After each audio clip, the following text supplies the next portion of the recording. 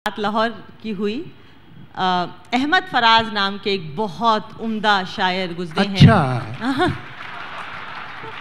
तो उन्होंने लिखा था, YouTube पे बड़ा वायरल है, जिन्होंने नहीं सुना उनको प्लीज़ पढ़ें और पढ़ें, कि सुना है लोग उसे आंख भर के देखते हैं, सो उसके शहर में कुछ दिन ठहर के देखते हैं।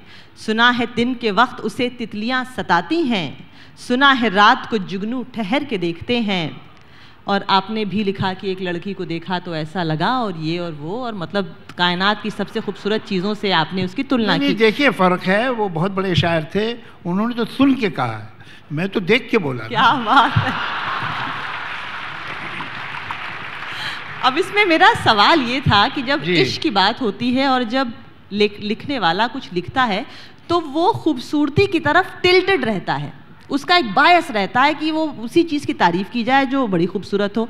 तो ये बताइए कि इश्क उससे नहीं हो सकता जो देखने में थोड़ा कम हो, और ये लाजमी हो कि अगला जो है तो बला का खूबसूरत हो?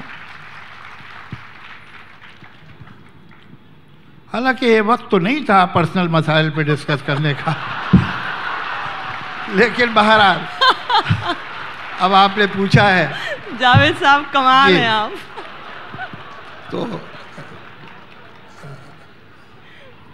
देखिए, ये एक सेग्रीगेटेड सोसाइटी की ट्रेजेडी है। अच्छी बात है, हम जब पार्लियामेंट में थे वहाँ भी एक मरतबा सब डिस्कशन हुए थे।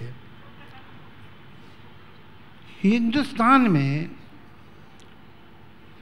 ज़्यादातर शहरों में एक आम लड़का जो 20 साल या 22 साल का हो गया होता है, उसने अपनी ज़िंदगी में अपनी बहन या अपनी कज़न्स या फैमिली की करीब की जो रिश्तेदार हैं वो लड़कियां, उनके अलावा उसने कभी 5 मिनट किसी जवान लड़की से बात ही नहीं की होती।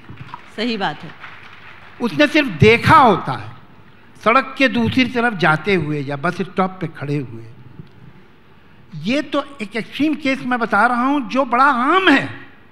ये हिंदुस्तान के 75 से 80% लड़कों की बात कर रहा हूँ मैं, और वो लड़कियाँ जिन्होंने कभी अपनी ग्रोन अप लाइफ में, अपनी टीन एज में, अपनी 20s में किसी गैर लड़के के साथ एक शाम नहीं गुजारी होगी।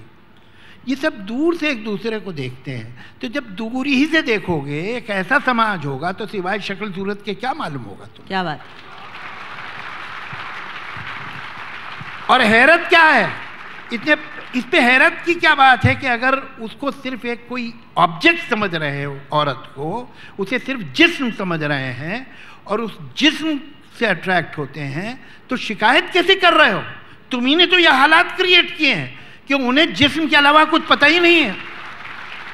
बहुत अच्छी बात बोली आपने। जहाँ आप देखते हैं कुछ कुर्बत होती है, इंटरेक्शन होता है, लड़के लड़कियां साथ पलते हैं, बढ़ते हैं, स्कूल्स में, कॉलेज में, जहाँ हर जगह पाबंदियां इतनी नहीं होती, वहाँ हम एक दूसरे को इंसान की तरह देख सकते हैं और देखते हैं जी।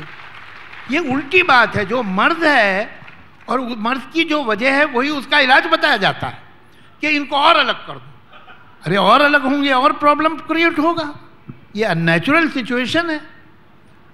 तो ये हमारे यहाँ किसी न किसी डिग्री में हमेशा रहा है। लिहाजा आपको दिखाई देता है कि महबूबा या तो बैल्कनी में दिख रही है या छत पे दिख रही है। अब छत पे आप बैल्कनी में कितनी देर चिल्ला के बात कर सकते हैं जी। तो बात तो कमी हो रही है, आप सिर्फ देख रहे हैं। तो वही ऑब्जर्वेशन आपको हमारे लिटरेचर और पोइट्री में भी मिलता है।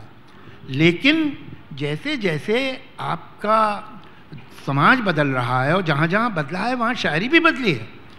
मैंने तो जब शेर लिखा था अपनी मोहब्बत के इजहार के लिए या इस एक्सेप्टेंस के लिए कि मुझे पसंद है वो जी। तो मैंने लिखा था खुद शक्ल भी है वो, ये अलग बात है, मगर खुद शक्ल भी है वो, ये अलग बात है, मगर हमको ज़हीन लोग हमेशा अजीज थे। क्या बात है, वाह वाह।